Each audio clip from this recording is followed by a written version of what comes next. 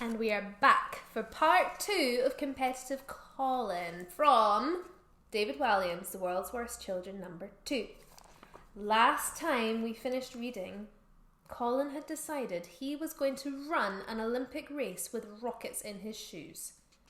I'm not entirely certain that's going to go very well.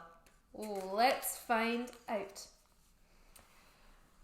Well, you are shorter than I expected, remarked Lord Sock, as he laid eyes on the boy for the first time. Oh, not you as well, moaned Colin. The pair were standing in the vast Olympic Stadium in Tokyo. The atmosphere was electric. Flags of every country in the world flew. Hundreds of thousands of sports fans were packed in their seats. Cameras from around the globe were beaming every event to an audience of billions. The man looked down at the boy's enormous running shoes. My, what huge feet you have. Colin's shoes were nearly as long as he was tall.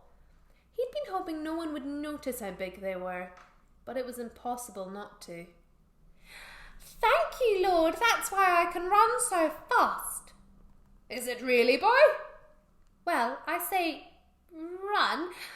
I do have an unusual way of running, where my feet never leave the ground. Lord Sock could not hide his shock.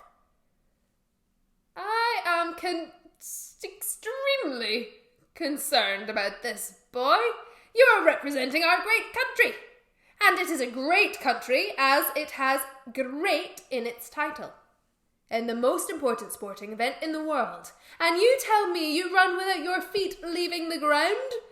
I have never heard so much nonsense in my life, Colin.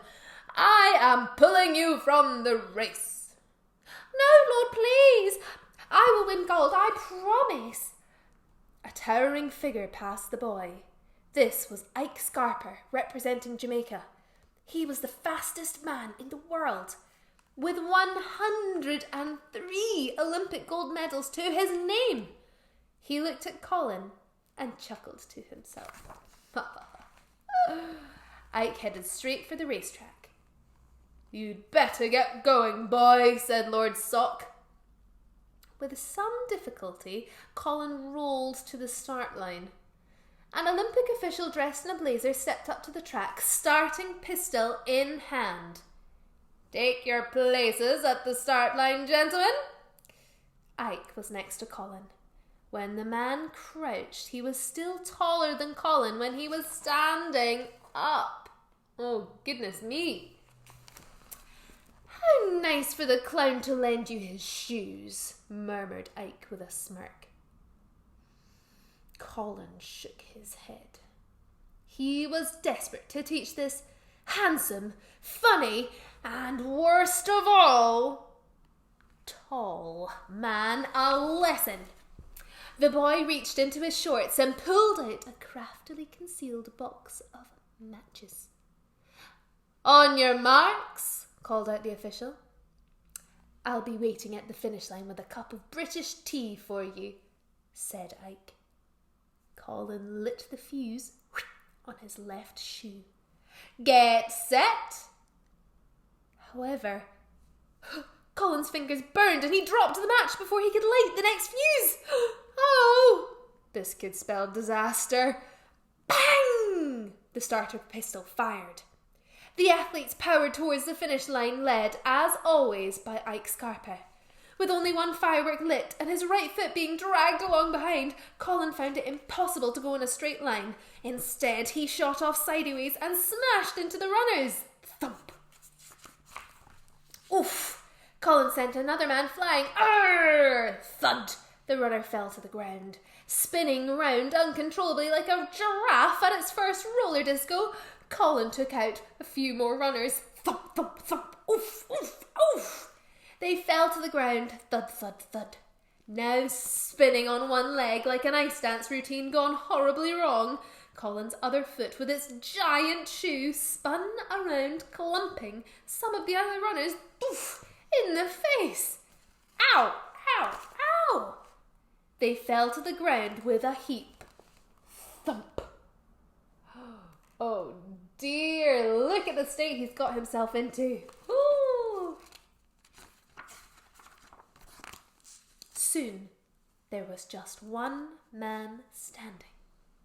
It was, of course, the Olympic legend, Ike Scarper. Just as he was about to cross the finish line to win his 104th Olympic gold medal, the firework in Colin's shoe exploded. Bang! Sending the boy flying up towards the sky. Whoosh! Up he goes. Colin's huge rocket-powered shoes zoomed through the air, his little body flailing behind him. He shot high above the clouds. The boy rather liked it up there. It was calm and peaceful. For a moment, Colin was suspended there, perfectly still. But what goes up must come down. At speed. Looking far below, he could see Ike Scarper was about to cross the finish line, but when he looked up, Colin landed on top of him. Ow! Knocking him out cold. Ike Scarper fell to the ground like a mighty oak. Thud. Sitting on top of the man, all the boy had to do now was stand up and cross over to the finish line. He held up his hands in triumph. Boo! The crowd in Tokyo was furious. This little British boy had wrecked the race and knocked out the world's fastest man. That was a disgrace, thundered Lord Sock as he marched up to the boy. You should be ashamed of yourself. You have let the Olympics down. You have let Great Britain down. But most of all, you have let yourself down. Before Colin could reply, a voice boomed over the loudspeaker system. The winner of the 100-metre sprint is Colin Clont of Great Britain.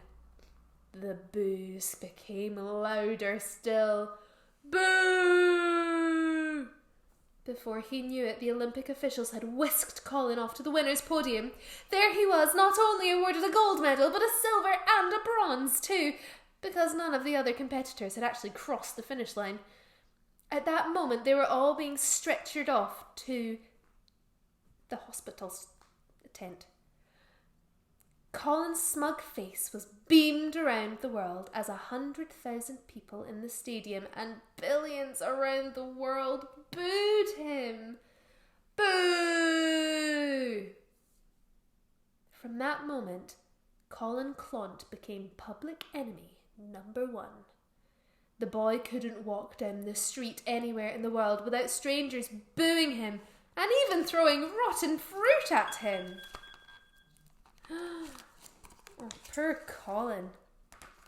Boo! Splat! Thwack! Cheat! Hiss! Splut! Woof!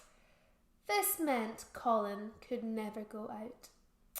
He had to stay in his bedroom with the curtains closed in case some angry passerby hurled a rotten tomato at the window. Splurge. The boy's 3 Olympic medals took pride of place in the trophy cabinet. Every night before he went to bed, he placed them around his neck and admired himself in the mirror. I am the only person to have ever come first, second, and third in the same race, he would tell himself. That means I am the absolute best. And not short at all. Then the boy would give himself a little pat on the back and sit alone in a darkened room. That's the end of Colin. Now, in his head, he thinks that he's the winner, but do you think he's the winner? I think he's a silly sausage, in my opinion. I'm going to read another story from The World's Worst Children next time, So if you have any requests, you can even ask on Twitter. Okay, hope you're all safe and well. Bye!